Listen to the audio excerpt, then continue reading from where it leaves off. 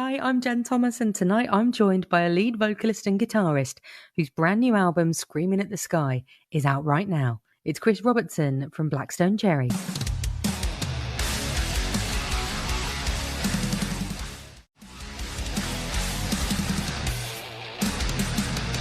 So you're listening to My Planet Rocks on Planet Rock. My name is Jen Thomas, and this evening my very special guest is Chris Robertson from Blackstone Cherry. So we've just heard a new song from your new album. It's safe to say you've been having a time of it lately. You've got a new bassist, a new record called Screaming at the Sky. How are you feeling right now? Good. It's an exciting time, and considering where things could have gone from a couple years ago, we're very happy and just excited as ever to be number one, to be able to put out an album and actually tour it this time. To not put out a record and then just have to sit at home and wait. That's kind of awesome and kicks ass in a whole bunch of ways. And recording this album, it was a very different experience for you, wasn't it? Because you recorded it at a vintage theatre in Kentucky. So is it still nice for you to be ticking things off the wish list after all this time together as a band? And how was it like recording there? Absolutely. And we just wanted to do something different, and we had worked at the majority of the studios around the area in some form or fashion, or at least one of us. And it was kind of like a little bit of a nod to Zeppelin, I guess, the way they would rent out a castle, or they would rent out a space and go record a record there, and that's the way a lot of old records were made. It was kind of a mobile studio operation, and whatever coolest place they could find to record it had a unique sound. We decided the theater, the drums always sound thunderous just straight off the stage in there. And when we mic'd them up, lo and behold, we got thunder drums. And that's what we've decided to call it from now on, is just thunder drums. That's the sound on Blackstone Cherry record, just thunder drums. I love that. I think that does just summarize it, doesn't it? And a lot of the songs on this record and the singles that you've released so far, they just sound massive. As you say, they've got this huge sound to them, kicking the door down. We're here with this new album. And was that something you were deliberately going for? Just like, we are here, we're in your face. I think more than anything, it's just the way it came out. I've always been a firm believer in, a record is a snapshot of your life, and the things you've experienced. So we're talking about the songs that have soundtracked your life and your career. You've chosen a list of them. I don't envy you having to narrow them down when it comes to picking favourite songs. But if we start off with one here, I believe it's one of your all-time favourites from Lynyrd Skynyrd. You've chosen Tuesday's Gone. What does this song mean to you? To me, this is probably the greatest song ever written. And that's just my opinion. I know there are probably better structured songs or whatever, but it's just one of those songs that no matter when I hear it, I go somewhere else. It's not overly complicated. There's nothing crazy about it. It shares the same chord progression as, Oh Darling by the Beatles and several other songs up throughout history. But, it's, I don't know. There's just something about that song that when it comes on, you can't help but just, for me, to be taken somewhere else,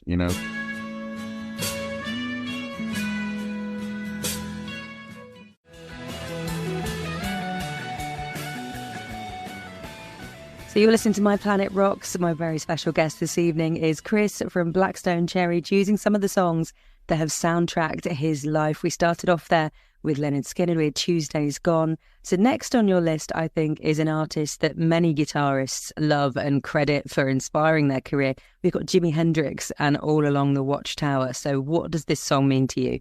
This one for me is, and I've posted this on Instagram and Facebook before, but to me, it's the ultimate handbook of how to play rock and roll guitar.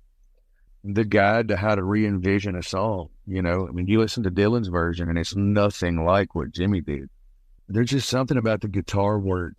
When you take a song like All Along the Watchtower and you somehow create guitar lines that are equally as important as what's being said, it's kind of from a different planet almost, and that song is to me, just some of the greatest guitar work of all time. It just, anytime I've needed an inspiration and I feel like I've been, lacking or just wanting to draw from something, I can, that's where I go back to. I mean, I got Jimmy tattooed on me, he was the original alien, in my opinion, with the guitar. he did the unthinkable. You know, he made the impossible possible with the guitar, and it just that song. You know, he played the slide parts with a Zippo because he didn't have a slide. You know, and he tuned the guitar all funky to do it. Just the things he was doing back then, and just you know, and there'll never be another like it. You know, and thank goodness for what of Jimmy we did get to experience. I think it's those things you say they shouldn't work, but they did, with using the Zippo, doing things unconventionally has then had such incredible results. And do you think it's an element of bravery doing that? Or do you think it was just he was doing what he had to do to make music? He was doing it for whatever worked for him? I think it was just out of necessity, probably more than anything. It's just like him playing upside down guitars. Right-handed guitars were a hell of a lot more readily available than left-handed guitars. They still are. Even today, lefty guitarists have to complain about the lack of lefty models in stores and online. You know, so Jimmy flipping the guitar over, it looked cool as hell, and it made his guitar sound slightly different too, because the way the strings are, the tension of the strings being different on the lower strings is higher. It gave it a different kind of sound. You know, and then the Zippo thing, he just didn't have a slide in the studio, so he grabbed whatever he could slide across the strings. A lot of stuff like that just happened out of necessity or out of searching for a sound. You know, like Jimmy Page playing with a bow, for example. You know, it's things that just pushing for a different sound. That I love that stuff.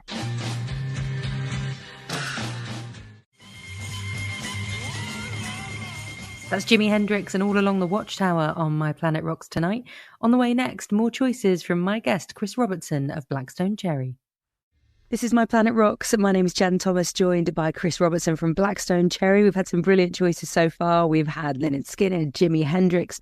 Now, there's one artist on here that may take people by surprise. You've chosen Bob Marley and the Wailers and Three Little Birds. So what does this one mean for you? This is a song that has probably pulled me through the darkest times of my life more than any song on the planet. I have the lyrics tattooed on my hand, and the darkest times of my life, I'll never forget as long as I live, when my dad was in his final days, and we hit this rough spell a couple of days before he passed, and he thought that it was his time. He thought he was, you know, in the process of passing. There's me and him, my brother, and so, Daddy, you want to listen to some music or something, just to, you know, kind of put some air in the room? And he said, yeah, I think I do. And I said, what do you want to listen to? I said, we can pull up anything, any song you've ever wanted to hear in your life. And he said, I think Three Little Birds would be as good as any. And he knew what that song had done for me throughout the worst times of my life. And we sat and listened to that song. And while we listened to it, there wasn't any monitors beeping. There wasn't any tubes. There wasn't anything like that. You know, it was just calm and that serenity that I talked about. And it was just such a moment with me and my brother and my dad, you know, that my dad's headstone says, don't worry about a thing on it, you know. And I had those lyrics tattooed on my hand probably 8 or 10 years ago. And it's just a constant reminder. The fact that we get to wake up every morning is enough of a reason to smile with the sun, in my opinion.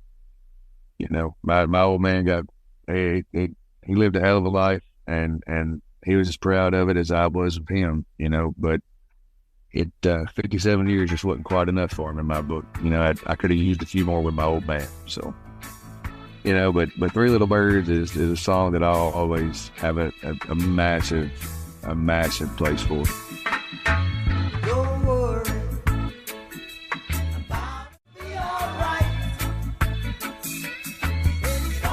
So the next 3 songs I chose kind of relate to my old man as well, oddly enough. I got in some trouble. I bought a 9 Inch Nails CD, and my dad didn't really want me to have the Downward Spiral because it had Closer on it, and we all know what that song says, and rightfully so. He didn't want his, you know, newly teenage son with that album. So he told me if I wanted some heavy music, he would buy me something. And one of those we'll get to later, but there was this pawn shop in town, and they had like a huge collection of CDs. We would always go up there and look at fishing poles and stuff like that. And one day we were up there, and my dad bought me 2 CDs, and it was Soundgarden and Metallica. I remember putting that Soundgarden record on, and Rusty Cage, where it's all like, and I was like, oh yeah, headbanging. And then when the end of that song came around and it shifted gears, I about fell on the floor, and I was like, oh my God, this might be the greatest band of all time. And it ignited a love for me and Soundgarden with their time signatures and their riffs and how it would overlap. And then you just add in Chris Cornell's voice on top of all that. Hell, he could be singing the ABCs for all I cared. I would listen just because it didn't matter what Chris sang. You believed him. You know, the most heart-wrenching stuff, you believed him. But, you know, to me, Soundgarden are one of the greatest heavy rock and roll bands of all time, and Rusty Cage is one of the most prime examples of their work.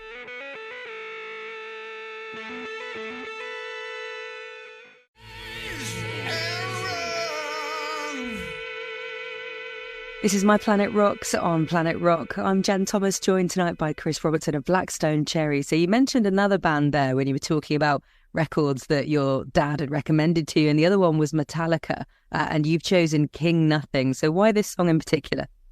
So I'm one of those Metallica fans that a lot of Metallica fans hate. I got into Metallica as a child. I was 10 years old in 1995. Cut me a little slack here. But King Nothing came out. And as a 10-year-old kid, like, that's the greatest rock and roll album of all time, you know? And to me, still to this day, I know a lot of people, you know, have mixed opinions, but to me, Load is one of the greatest hard rock records of all time. I didn't say it's a metal or your, quote, Metallica record, but it is one of the greatest hard rock records of all time. It just wasn't what people expected from them. But that was the other CD that my dad got me, same day he got me Soundgarden. But there's just something about King Nothing that it just, like, even to this day, like, a lot of times if I walk up to sound check and Brandon's like, hey man, you could have played my guitar while you're up there, or could have played your guitar while you're up there. I'm like, yeah, dude, if my guitar is in a standard-ish tuning, I play the riff to King Nothing to set my guitar. It just, Metallica are the riff masters, you know. It's Hetfield is the riff lord. I mean, Iommi is probably the riff lord, but then I would say, you know, Hetfield is the riff prince. He's right there underneath Iommi, you know, as far as being the guy with the riffs.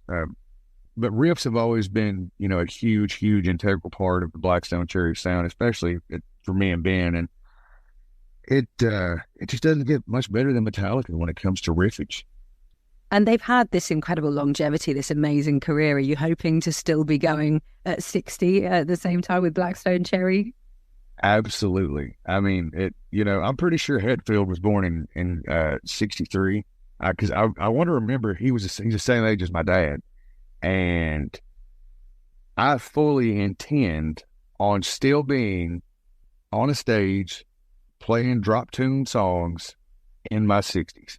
Fully intend on it. I plan on doing it until something forces me to stop, whatever that may be, but it will not be my own will. I promise you that.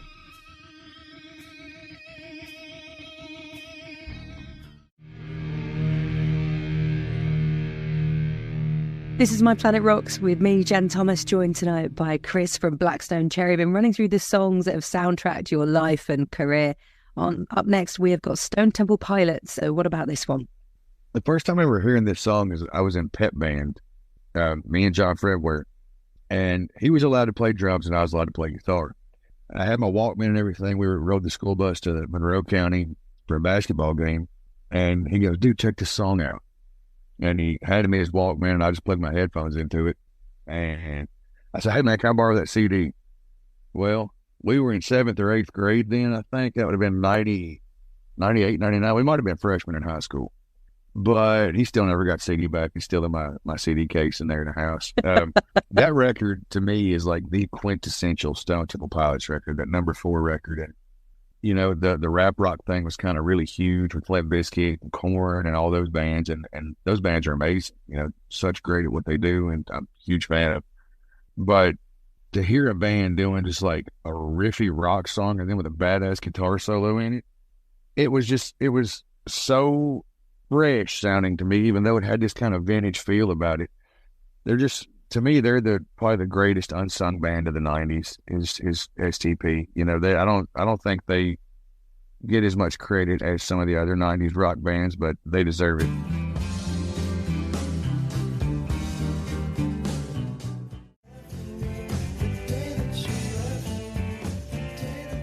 final pick from Chris Robertson of Blackstone Cherry on My Planet Rocks tonight. And don't forget, their brand new album, Screaming at the Sky, is out right now.